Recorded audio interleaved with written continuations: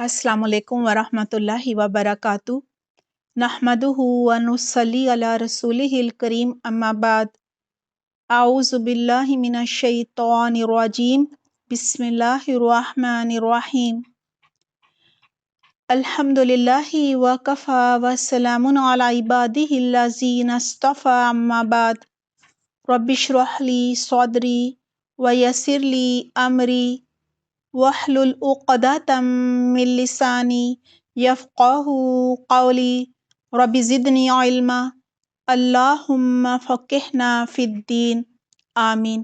क्या हाल है आप सबके? दुआ है अल्लाह सुब्हाना ताला आप सबका दौरा कुरान सुनना और जो भी आप सदका व खैरात कर रहे हैं, इबादत कर रहे हैं, क़यामुल लैल कर रहे हैं, अल्लाह सुब्हाना ताला कबूल फ़रमाए, अपनी ख़ास रहमतों और बरकतों का नज़ूल फ़रमाए। अल्लाह सुब्हाना ताला इस मुबारक महीने में हमारी बेहतरीन मग़फ़िरत फ़रमा दे। आमीन अल्लाहुम्मा आमीन। अल्हम्दुलिल्लाह अल्लाह सुब्हाना ताला की तौफ़ीक से आज हम 14वें पारे का आगाज़ कर रहे हैं। इस पारे का आगाज़ सूरतुल हिजर से हो रहा है और पारा नंबर 14 का पहला रुबा सूरतुल हिजर की आयत नंबर 1 से लेकर आयत नंबर 93 तक है। इंशाअल्लाह इसके बाद हम देखेंगे हमने अमल के लिए क्या सीखा। ये बकी सूरत है, 99 आयात और 6 रुकू हैं। सूरह इब्राहीम में तौहीद का ज़िक्र था, हज़रत इब्राहीम अलैहिस्सलाम की खूबसूरत दुआएं थीं, जबकि सूरतुल हिजर में तौहीद और रिसालत के मुतल्लिक़ आम जो गलतफ़हमियाँ हैं उनका ख़ात्मा किया गया है और फिर उन नाफरमानों का ज़िक्र है जिनके दिल पत्थर से भी ज़्यादा सख्त हो गए थे। हिजर शाम और मदीना के दरमियान एक वादी का नाम है जिसमें कौम समूद आबाद थी।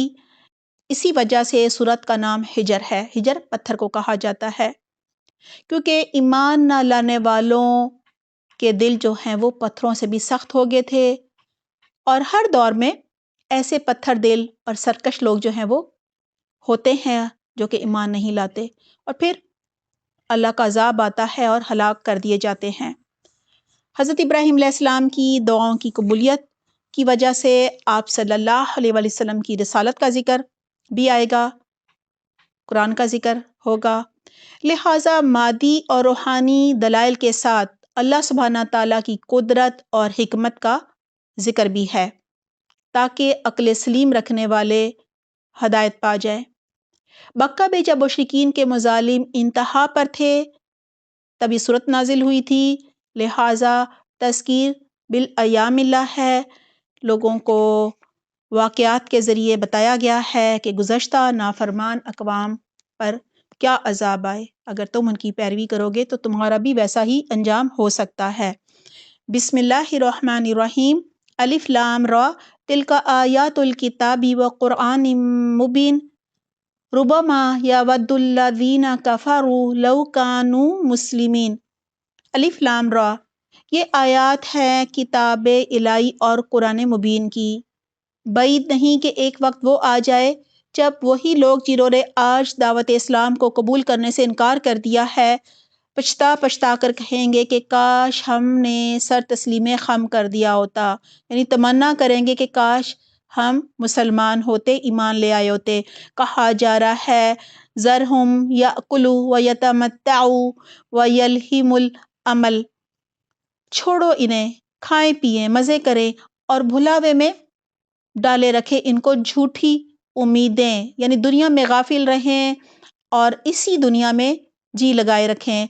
कहा जा रहा है अन करीब इन्हें मालूम हो जाएगा हमने इससे पहले जिस बस्ती को भी हलाक किया है उसके लिए एक ख़ास मोहलत अमल लिखी जा चुकी थी, यानी अमल करने का दौरानिया लिखा जा चुका था कि उसके बाद उसकी पकड़ हो जाएगी। कोई कौम ना अपने वक्त मुकर्रर से पहले हलाक हो सकती है ना उसके बाद छूट सकती है। ये लोग कहते हैं ए वो शख्स जिस पर ज़िक्र नाजिल हुआ है तू यकीनन दीवाना है, यानी ज़िक्र से मुराद कुरान है। अगर तू सच्चा है तो हमारे सामने फरिश्तों को ले क्यों नहीं आता, ہم فرشتوں کو یوں ہی نہیں اتار دیا کرتے، اللہ سبحانہ تعالیٰ جواب دے رہے ہیں، یعنی وہ مقصد سے اترتے ہیں، وہ جب اترتے ہیں تو حق کے ساتھ اترتے ہیں، اور پھر لوگوں کو مہلت نہیں دی جاتی۔ رہا یہ ذکر تو اس کو ہم نے نازل کیا ہے، اور پھر کہا جا رہا ہے وَإِنَّ لَهُ لَحَافِظُونَ، اور ہم ہی اس کے نگہبان ہیں، ہم ہی اس کی حفاظت کرنے والے ہیں۔ وَلَقَدْ أَرْسَلْنَا مِن قَبْلِكَ فِي شِيَعِ الْأَوَّلِينَ، اے محمد ہم تم سے پہلے بہت سی گزری ہوئی قوموں میں رسول بھیج چکے ہیں، یعنی ہر قوم میں رسول آتا رہا، کبھی ایسا نہیں ہوا کہ ان کے پاس کوئی رسول آیا ہو اور انہوں نے اس کا مذاق نہ اڑایا ہو۔ كَذَلِكَ نُسْلُكُهُ فِي قُلُوبِ الْمُجْرِمِينَ، مجرمین کے دلوں میں تو ہم اس ذکر کو اسی طرح سلاخ کی مانند گزارتے ہیں، یعنی چبو دیتے ہیں، وہ اس پر ایمان نہیں لایا کرتے۔ قدیم سے اس قبائش کے لوگوں کا یہی طریقہ چلا آ رہا ہے۔ دیکھیں کافروں پر عذاب نہیں آ رہا تھا، بار بار عذاب مانگ رہے تھے، لہٰذا وہ عذاب نہ آنے پر آپ صلی اللہ علیہ وآلہ وسلم کی شان میں گستاخی بھی کر رہے تھے، کبھی دیوانہ کہتے تھے، کبھی کہتے تھے فرشتوں کو لاؤ تو ہی ایمان لائیں گے۔ یہاں اللہ سبحانہ تعالیٰ اپنے رسول کو حضرت محمد صلی اللہ علیہ وآلہ وسلم کو تسلی دے رہے ہیں کہ ایسا تو ہمیشہ ہی ہوتا رہا ہے ہر پیغمبر کے ساتھ، لہٰذا آپ ان مذاق اڑانے والوں کی بالکل پرواہ نہ کیجیے۔ وَلَوْ فَتَحْنَا عَلَيْهِمْ بَابًا مِّنَ السَّمَاءِ فَظَلُّوا فِيهِ يَعْرُجُونَ، اگر ہم ان پر آسمان کا کوئی دروازہ کھول دیتے اور وہ دن دہاڑے اس پر چڑھنے بھی لگتے، تب بھی وہ یہی کہتے کہ ہماری آنکھوں کو دھوکا ہو رہا ہے، بلکہ ہم پر جادو کر دیا گیا ہے، یعنی بڑے سے بڑا معجزہ بھی دکھا دیتے تو کہنا تھا یہ تو جادو ہے، ہماری نظر بندی کر دی گئی ہے۔ اللہ تعالیٰ فرما رہے ہیں یہ ہماری کار فرمائی ہے کہ آسمان میں ہم نے بہت سے محفوظ قلعے بنائے، ان کو دیکھنے والوں کے لیے اسے زینت بخشی، خوبصورت بنایا، اور ہر شیطان مردود سے ان کو محفوظ رکھا۔ کوئی شیطان ان پر راہ نہیں پا سکتا، یعنی وہ نہیں پہنچ سکتا، کیونکہ جب قرآن کا نزول ہو رہا تھا تو یہ جو جنات ہیں یہ خبریں لینے کے لیے اوپر جاتے تھے، ان پر پہرے لگا دیے گئے تھے، یہی جو ستارے ہیں یہ ان پر شعلے بنا کر داغے جاتے تھے اور وہ جل جایا کرتے تھے۔ کہا جا رہا ہے کہ یہ کیوں اوپر جانا چاہتے تھے؟ تاکہ یہ کچھ گن سن لیں، کوئی خبر لیں، کچھ سنگن لے لیں، اور جب وہ سنگن لینے کی کوشش کرتے تو ایک شعلہ روشن ان کا پیچھا کرتا تھا۔ وَالْأَرْضَ مَدَدْنَاهَا وَأَلْقَيْنَا فِيهَا رَوَاسِيَ وَأَنبَتْنَا فِيهَا مِن كُلِّ شَيْءٍ مَّوْزُونٍ، ہم نے زمین کو پھیلایا، اس میں پہاڑ جمائے اور اس میں ہر نوع اقسام کی نباتات ٹھیک ٹھیک نپی تلی مقدار کے ساتھ اگائی، اور اس میں معیشت کے اسباب فراہم کیے، یعنی روزگار کے تمام جو اسباب ہیں وہ پیدا کیے تمہارے لیے بھی اور ان بہت سی مخلوقات کے لیے بھی جن کے رازق تم نہیں ہو۔ کوئی چیز ایسی نہیں جس کے خزانے ہمارے پاس نہ ہو، اور جس چیز کو بھی ہم نازل کرتے ہیں ایک مقرر مقدار میں نازل کرتے ہیں، یعنی ضرورت کے مطابق، حالات کے مطابق ہم وہ چیز جو ہے وہ نازل کرتے ہیں۔ باراور یعنی بوجھل ہواؤں کو ہم ہی بھیجتے ہیں، پھر آسمان سے پانی برساتے ہیں اور اس پانی سے تمہیں سیراب کرتے ہیں، اس دولت کے خزانہ دار تم نہیں ہو۔ وَإِنَّا لَنَحْنُ نُحْيِي وَنُمِيتُ وَنَحْنُ الْوَارِثُونَ، زندگی اور موت ہم دیتے ہیں اور ہم ہی سب کے وارث ہونے والے ہیں۔ پہلے جو لوگ تم میں سے ہو گزرے ہیں ان کو بھی ہم نے دیکھ رکھا ہے، اور بعد کے آنے والے بھی ہماری نگاہ میں ہیں۔ یقیناً تمہارا رب ان سب کو اکٹھا کرے گا، وہ حکیم بھی ہے اور علیم بھی ہے۔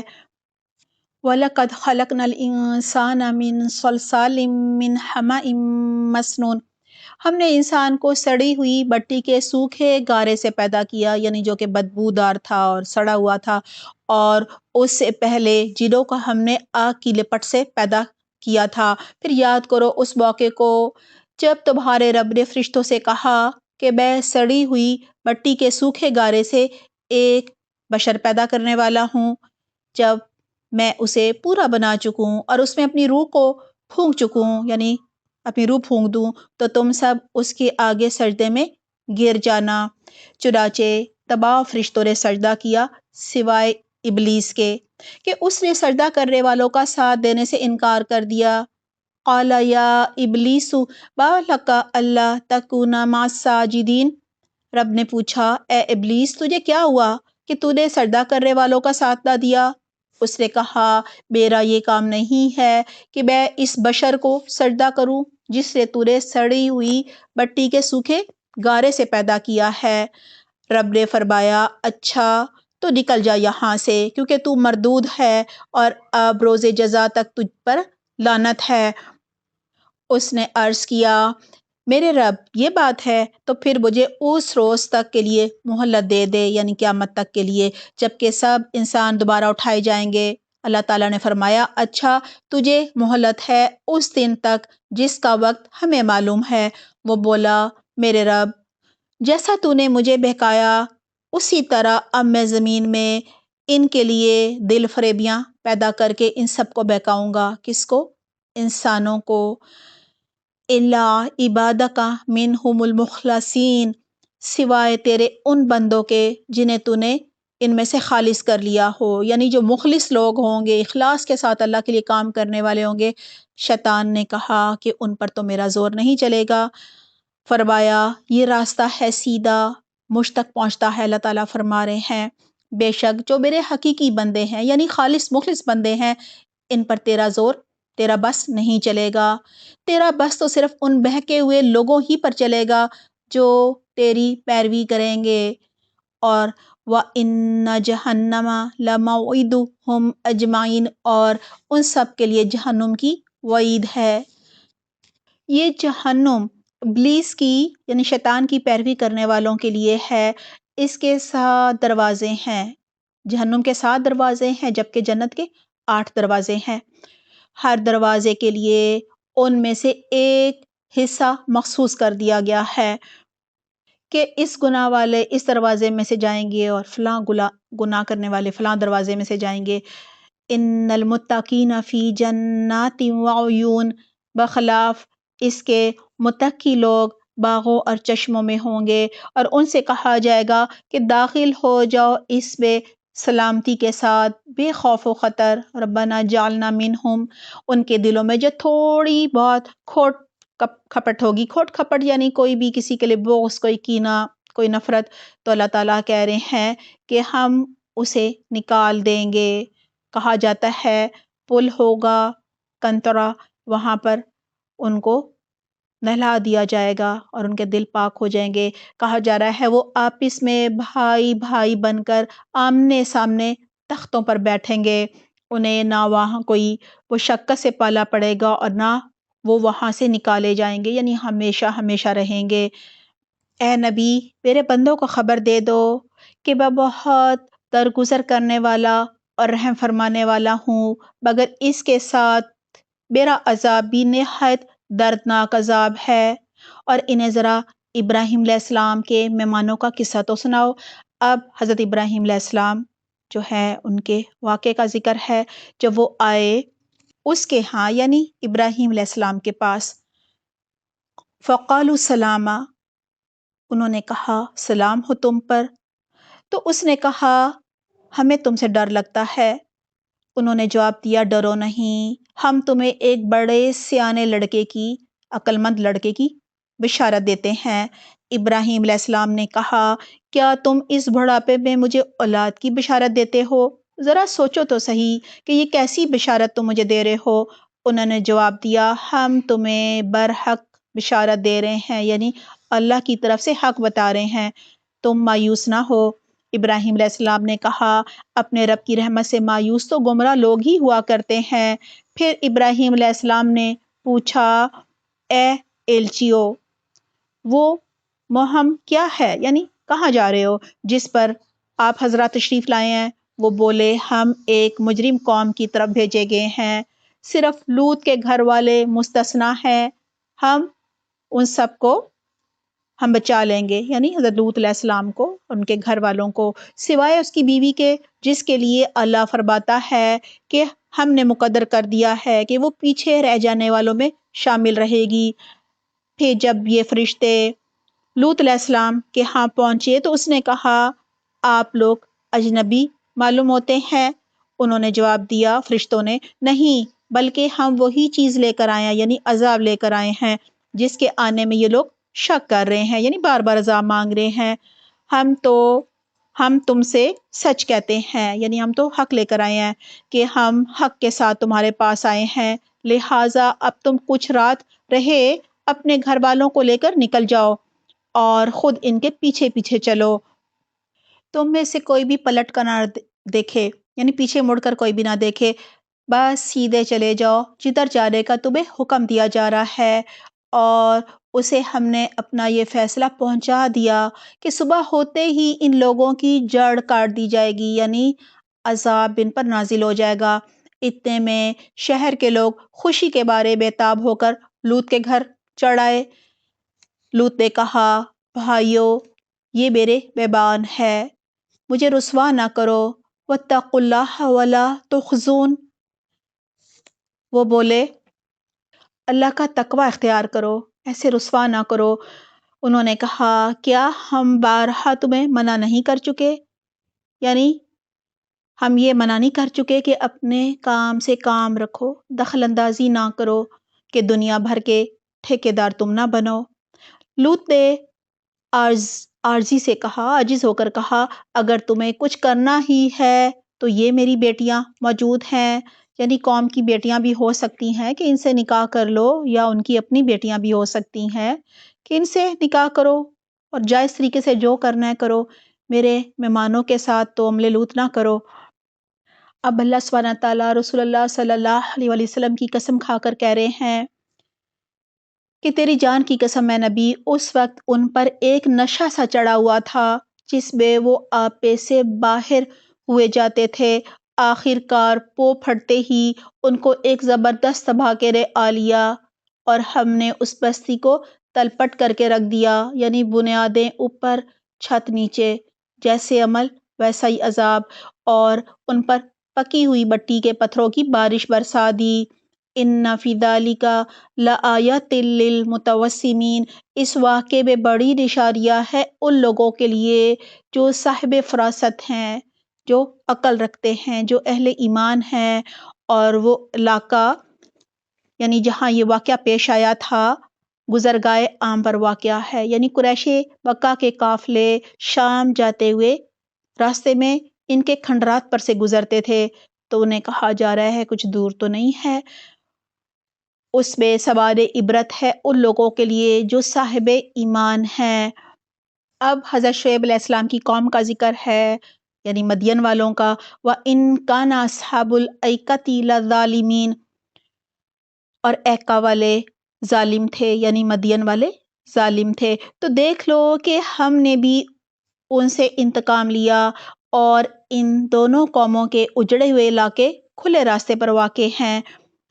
ہجر کے لوگ وہ بھی رسولوں کی تکذیب کر چکے ہیں، یعنی انہیں جھٹلا چکے ہیں، ہم نے اپنی آیات ان کے پاس بھیجیں، اپنی نشانیاں ان کو دکھائیں، یعنی اونٹنی کا معجزہ دکھایا، کیونکہ ہجر کی جو قوم ہے نا وہ قوم سمود تھی، اور ان کے نبی حضرت صالح علیہ السلام تھے، مگر وہ سب کو نظر اندازی کرتے رہے، یعنی اراضی برتتے رہے، یعنی دیکھا اندیکھا کرتے رہے۔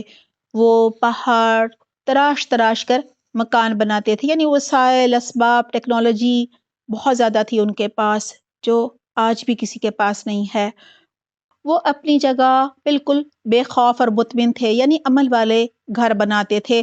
آخر کار ایک زبردست دھماکے نے ان کو صبح ہوتے ہی آ لیا، اور ان کی کمائی ان کے کچھ بھی کام نہ آئی۔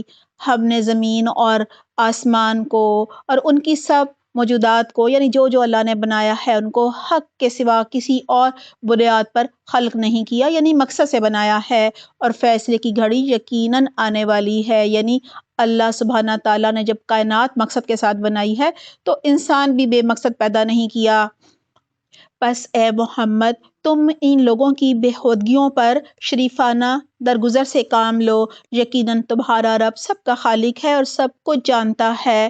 ہم نے تم کو 7 ایسی آیات دے رکھی ہیں جو بار بار دہرائی جانے کے لائق ہیں، یعنی سورۃ الفاتحہ، اور تمہیں قرآن عظیم عطا کیا ہے۔ تم اس متاع دنیا کی طرف آنکھ اٹھا کر نہ دیکھو جو ہم نے ان میں سے مختلف قسم کے لوگوں کو نعمتیں جو دے رکھی ہیں، اور نہ ان کے حال پر اپنا دل کو اڑاؤ، یعنی اب ان پر جو عذاب آئے تو پھر آپ غم نہ کیجیے گا۔ فَاخْفِضْ جَنَاحَكَ لِلْمُؤْمِنِينَ، ایمان لانے والوں کی طرف جھکو، اور نہ ماننے والوں سے صاف صاف کہہ دو کہ میں تو خبردار کرنے والا ہوں۔ یہ اسی طرح کی تنبیہ ہے، یعنی خبردار کرنا ہے، جیسے ہم نے ان تفرقہ کرنے والوں کی طرف بھیجی تھی جنہوں نے اپنے قرآن کو ٹکڑے ٹکڑے کر ڈالا ہے۔ قرآن کو ٹکڑے ٹکڑے کر ڈالنے کے 2 معنی ہیں۔ ایک تو یہ کہ ابو جہل کہتا تھا یہ صورت میں لے جاتا ہوں، فلاں تم لے جاؤ، اور دوسرے معنی ہیں وہ قرآن جو اس سے پہلے تھا، مراد ہے آسمانی کتابیں جیسے کہ تورات، جس کو یہود نے ٹکڑے ٹکڑے کر دیا تھا، کچھ چھپا لیا تھا اور کچھ ظاہر کرتے تھے۔ فَوَرَبِّكَ لَنَسْأَلَنَّهُمْ أَجْمَعِينَ عَمَّا كَانُوا يَعْمَلُونَ، تو قسم ہے تیرے رب کی، ہم ضرور ان سب سے پوچھیں گے کہ تم کیا کیا کرتے رہے ہو، یعنی آج تو یہ آخرت کے دن کا انکار کرتے ہیں، بعث بعد الموت پر یقین نہیں ہے ان کو کہ مرنے کے بعد دوبارہ اٹھائے جائیں گے، لیکن اللہ تعالیٰ فرما رہے ہیں ضرور ہم اٹھائیں گے بھی اور حساب بھی لیں گے کہ دنیا میں تم کیا کیا کرتے رہے، کیسے کیسے تم نے شرک کیے، کیسے کیسے میرے ساتھ ہمسر بنائے۔ پارہ نمبر 14 کا پہلا ربع سورۃ الحجر کی آیت نمبر 1 سے لے کر آیت نمبر 93 تک ہے۔ آئیے دیکھتے ہیں کہ ہم نے کوئی نئی بات ان آیات سے سیکھی ہو۔ آیت نمبر 2 اور 3، قیامت کے دن منکرین حق تمنا کریں گے کہ کاش ان کو دوبارہ دنیا میں جانے کی اجازت دے دی جائے، اس دفعہ وہ ایمان بھی لائیں گے اور نیک اعمال بھی کریں گے، لہٰذا ہمیں آج غفلت کی زندگی نہیں گزارنی، یہ نہ ہو اللہ نہ کرے ہم بھی وہاں جا کر پچھتائیں اور تمنا کریں۔ آیت نمبر 8، دنیا میں دی گئی مہلت سے ہمیں فائدہ اٹھانا چاہیے، یعنی جو لمحہ ہماری مٹھی میں ہے اس کو بہترین طریقے سے استعمال کرنا چاہیے، کیونکہ جب مہلت ختم ہو جائے گی تو پھر واپسی تو ممکن نہیں ہے۔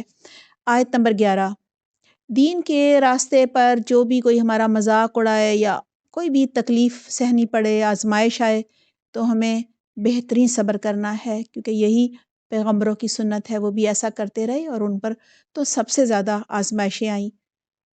آیت نمبر 19 سے 23، 19 سے 23 تک، اللہ سبحانہ تعالیٰ کی جو بھی نعمتیں ہمیں ملی ہوئی ہیں وہ سب آزمائش کے لیے ہیں، لہٰذا ہم نے ان کا صحیح استعمال کرنا ہے، اللہ کے بتائے ہوئے طریقے کے مطابق استعمال کرنا ہے، کیونکہ یہ دنیا میں رہ جائیں گی، ہم خالی ہاتھ رخصت ہوں گے اور ان کا وہاں جا کر حساب دینا ہوگا، اور یہ وہاں کام بھی نہیں آئیں گی دنیا کی نعمتیں۔ آیت نمبر 26 سے لے کر 48، ان آیات میں انسان کی تخلیق کا ذکر ہے، پھر ابلیس کا ذکر ہے کہ فرشتوں نے حضرت آدم علیہ السلام کو سجدہ کیا، لیکن ابلیس نے تکبر کی وجہ سے سجدہ نہیں کیا، خود کو بڑی چیز سمجھا، لہٰذا تکبر کرنے والوں کا انجام بہت ہی برا ہوتا ہے۔ ہمیں ہر طرح کے تکبر سے بچنا ہے، عاجزی اختیار کرنی ہے، اور شیطان کے وسوسوں اور اس کے بہکاووں اور اس کی چالوں سے بچنے کے لیے بھی ہمیں ایک تو اللہ کا مخلص بندہ بننا ہے، کیونکہ مخلص لوگوں پر شیطان کا زور نہیں چلتا، اس کے لیے ہمیں قرآن کو مضبوطی سے تھامنا ہے، اللہ کے ہر حکم پر عمل کرنا ہے، فرائض کی ادائیگی کرنی ہے، نوافل کا اہتمام کرنا ہے، مختلف جو اوقات کی دعائیں ہیں وہ پڑھنی ہیں، صبح شام کے اذکار پڑھنے ہیں، کثرت سے تعوذ تسمیہ پڑھنا ہے، آیت الکرسی پڑھنی ہے۔ اللہ تعالیٰ ہمیں بہترین توفیق عطا فرمائے، آمین۔ آیت نمبر 51 سے لے کر 83 تک میں حضرت ابراہیم علیہ السلام کا واقعہ بیان ہوا ہے، پھر حضرت لوط علیہ السلام کا ذکر ہے اور مدین والوں کا ذکر ہے۔ حضرت ابراہیم علیہ السلام کو اللہ سبحانہ تعالیٰ نے بڑھاپے میں اولاد دی۔ یہاں سے ہم نے اپنے عمل کے لیے یہ سیکھا کہ اللہ کی رحمت سے کبھی بھی مایوس نہیں ہونا چاہیے، اور اللہ تعالیٰ سے دعا ہے کہ ابراہیم علیہ السلام خلیل اللہ تھے، اللہ کے دوست تھے، کیونکہ وہ ہر آزمائش پر پورا اترتے چلے گئے تھے۔ اللہ تعالیٰ ہمیں بھی بہترین توفیق دے، ہمیں بھی اپنا دوست بنائے، آمین۔ اور جن اقوام پر عذاب آئے ہمیں ان جیسے اعمال سے بھی بچنا ہے تاکہ ہمارا ویسا انجام نہ ہو۔ آیت نمبر 85 اور 86، اللہ سبحانہ تعالیٰ نے یہ کائنات بے مقصد نہیں بنائی، لہٰذا ہمیں بھی اللہ سبحانہ تعالیٰ نے ایک مقصد کے ساتھ پیدا کیا ہے، اور دعا ہے اللہ سبحانہ تعالیٰ ہمیں اپنی زندگی کے مقصد کو جاننے اور مقصد کے حصول کے لیے کوشش کرنے کی توفیق عطا فرمائے۔